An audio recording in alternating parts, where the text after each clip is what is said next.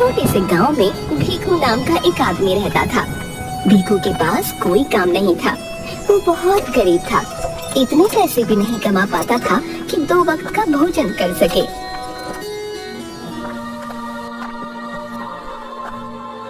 पता नहीं कब मुझे काम मिलेगा। आप जानते हैं अब तो मंदिर में खाना मिलना भी बंद होने वाला है। अब हम कहाँ से खाएंगे? क्या? ये तो बहुत बुरी बात है। ऐसा नहीं होना चाहिए। हाँ, कल ही पुजारी जी कह रहे थे अब से मंदिर में खाना नहीं मिलेगा। ओह, तब तो हमें बहुत तकलीफ हो जाएगी। भीखू के 2 बच्चे भी मंदिर में ही खाना खाया करते थे। बच्चे भी भूखे ही रहेंगे। नहीं नहीं, मैं कुछ ना कुछ जरूर करूँगा। तुम लोगों को भूखा नहीं रखूंगा। अगले दिन से मंदिर में खाना मिलना बंद हो जाता है। सुनिए जी, बच्चे खाने के लिए बहुत जिद कर रहे हैं। क्या दूं इन्हें? भूख तो मुझे भी लगी है। रुको, मैं कुछ लेकर आता हूँ। भीखू आसपास कुछ काम ढूंढता है।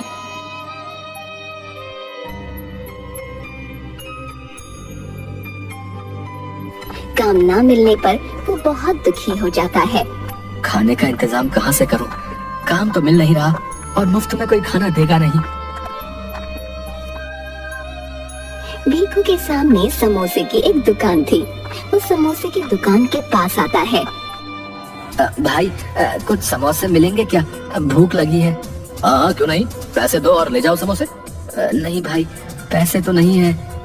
अभी दे दो, बाद में पैसे जरूर दे दूंगा। नहीं नहीं, बिल्कुल नहीं। चलो निकलो यहाँ से। पैसे नहीं है तो जाओ यहाँ से।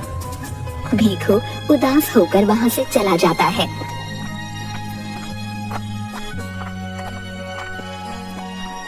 वापस घर आता है तो देखता है उसकी पत्नी एक ओर बैठी है और उसके बच्चे रो रहे हैं।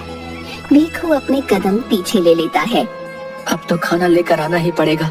भीखू समोसे वाले की दुकान के पास आता है, कुछ समोसे उठाता है और भागने लगता है। अरे रुको रुको, चोर चोर पकड़ो।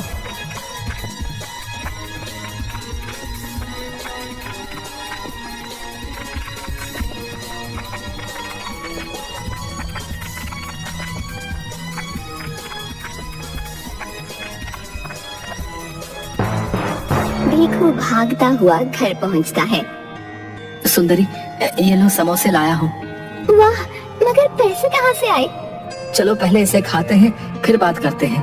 सुंदरी भीखू और बच्चों को समोसे देती है और खुद भी खाती है। बताइए ना, समोसे कहाँ से आए?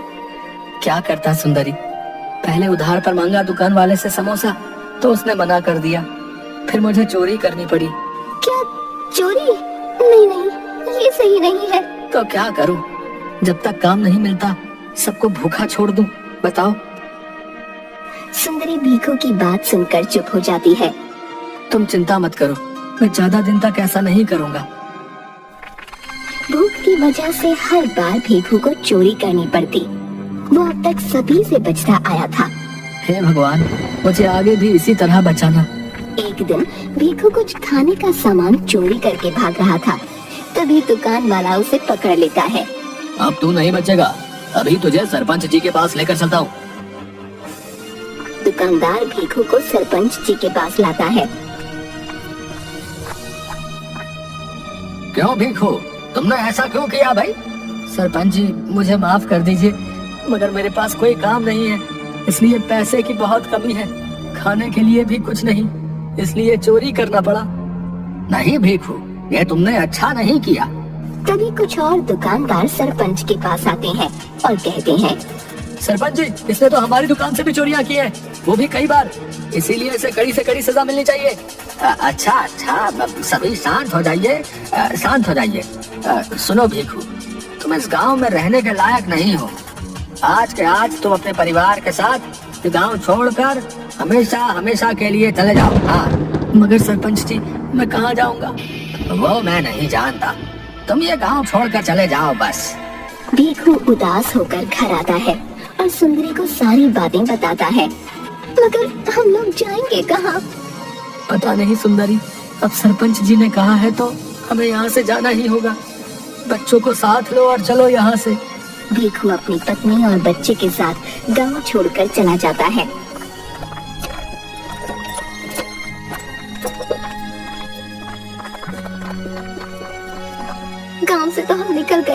मगर रहने के लिए तो कोई जगह नहीं मिल रही। अब हम क्या करें? ये तो मुझे भी समझ नहीं आ रहा। एक काम करते हैं, हम यहीं आसपास घूमते हैं। रात होते ही हम वापस गांव चले जाएंगे और छुपकर जंगल में रहेंगे। अगर गांव वालों ने हमें पकड़ लिया फिर क्या होगा? ऐसा कुछ भी नहीं होगा, हम सभी छिपकर रहेंगे।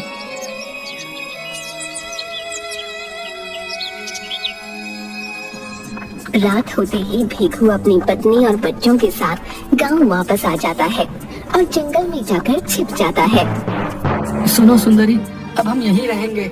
जी ठीक है।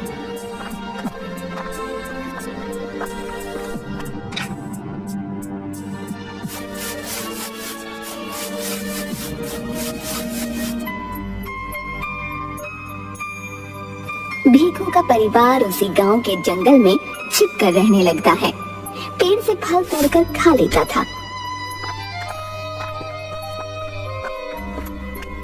और कुछ सब्जियां मिल जाए तो उन्हें ही बनाकर खा लेते थे। जंगल में रहकर हमेशा भीखू यही सोचता, काश गांव वाले उन्हें माफ कर दें, स्वीकार कर दें। कितना अच्छा होता अगर सभी गांव वाले इस बात को भूल जाते और हमें पहले की तरह स्वीकार कर लेते। पता नहीं ऐसा कभी होगा या नहीं, मगर मुझे यहाँ रहने में बहुत डर लग रहा है।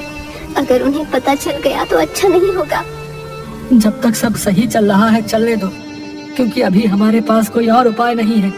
अचानक गांव में शोर होता है कि एक शेर घुस आया है।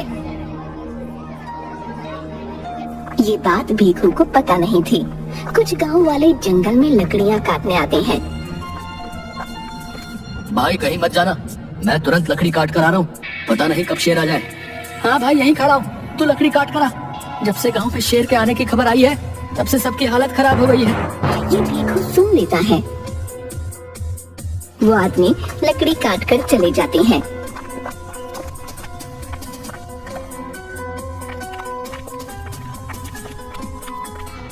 अरे सुंदरी, कुछ लोग लकड़ियां काटने आए थे।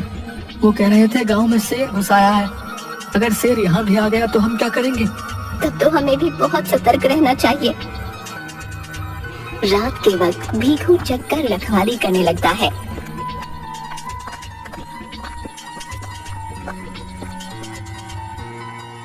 एक रात अचानक भीखू को पैर की आवाज आने लगती है। सुंदरी उठो और बच्चों को भी उठाओ, किसी के पैरों की आवाज आ रही है। सुंदरी उठती है और बच्चों को भी उठाती है। तभी वो देखते हैं शेर उनकी ओर दौड़ते हुए आ रहा है। सुंदरी भागो, जल्दी भागो। सुंदरी बच्चों को साथ लेकर भागने लगती है। शेर उनके पीछे दौड़ने लगता है।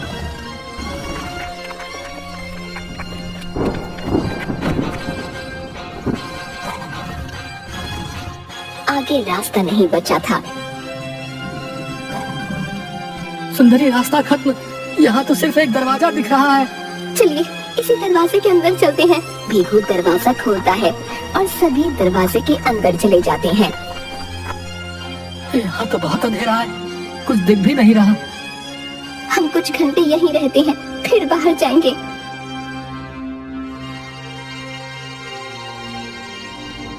शायद अब तक शेर चला गया होगा। कुछ घंटों बाद वो दरवाजे के बाहर आते हैं तो उन्हें जंगल कुछ बदला बदला सा लगता है। सुंदरी, ये जंगल मुझे सुरक्षित नहीं लग रहा। अब हमें गांव वालों के पास ही जाना होगा। माना वो हमें बहुत सुनाने वाले हैं, मगर अभी जंगल में रहना एकदम सुरक्षित नहीं। गांव में चलकर पूछते हैं शेर गया या नहीं। जी ठीक है, चलिए।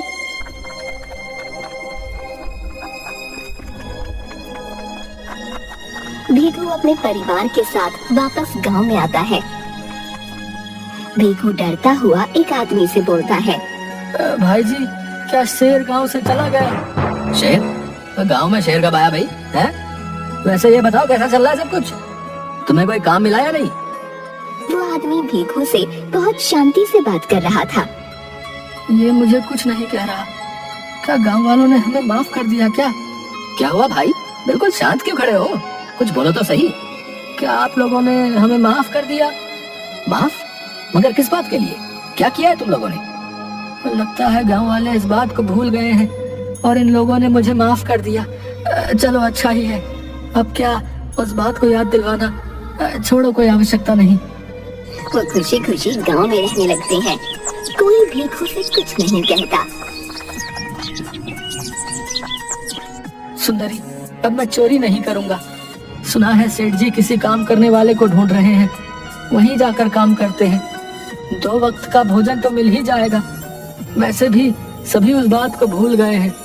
अगर वापस वैसा किया तो सभी छोड़ेंगे नहीं। भीखू और उसकी पत्नी एक सेठ के घर काम करने लगते हैं और उन्हें वहीं से खाना मिलने लगता है और थोड़े पैसे भी। वो खुशी खुशी जिंदगी व्यतीत करने लगते हैं। सुनिए, सेठ जी ने कहा है जंगल से लकड़ियां काट कर लाना है। ठीक है, चलो।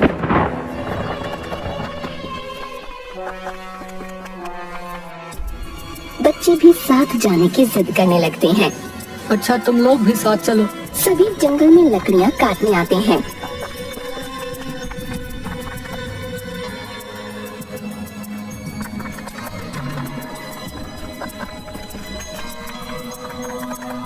तभी अचानक एक जंगली जानवर उनका पीछा करने लगता है। भागो जल्दी से यहाँ से।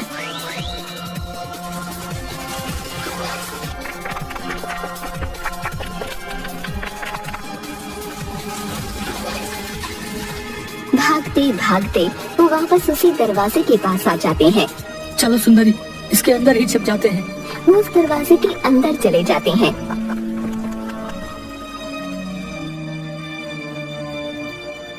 और कुछ घंटों बाद उसमें से निकलते हैं। चलो सुंदरी, वापस गांव चलते हैं। जब वो गांव आते हैं तो उन्हें देख सभी शोर मचाने लगते हैं। तुम लोग वापस गांव में कैसे आ गए हैं? सरपंच ने तुम लोगों को गांव से बाहर कर दिया था ना? मगर आप लोगों ने तो हमें माफ कर दिया था। कब है? कब? हमने कब तुम्हें माफ किया था? जल्दी से जल्दी ये गांव छोड़कर चले जाओ, वरना सरपंच जी को बता दूंगा। उन्हें वापस गांव से बाहर कर दिया जाता है। ये क्या हो रहा है? अभी तो सब कुछ सही चल रहा था, अचानक इन्हें क्या हो गया भाई? रात के वक्त वापस वो गांव आ जाते हैं और जंगल में जाकर छिप जाते हैं। हमें फिर से यहीं रहना होगा। पता नहीं गांव वालों को क्या हो गया है। कभी वो हमें माफ कर देते हैं, कभी भगा देते हैं। तभी उन्हें किसी ऋषि के मंत्र पढ़ने की आवाज आती है। वो ऋषि के पास आते हैं और वहाँ आकर वो ऋषि को सारी बातें बताते हैं।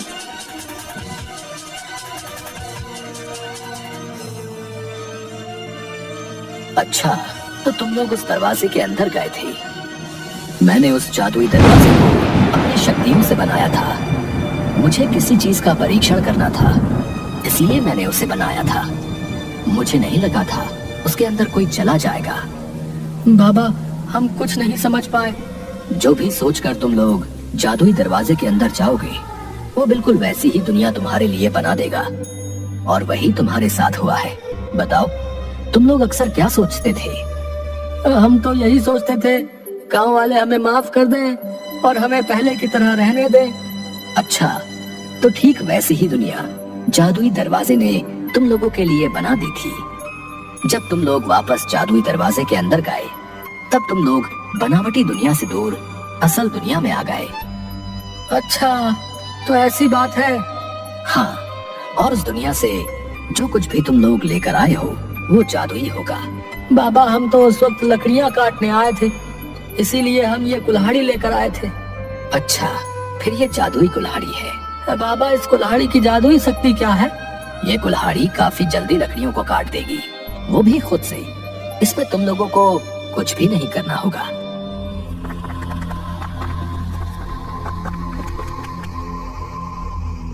सुंदरी, अब क्या किया जाए?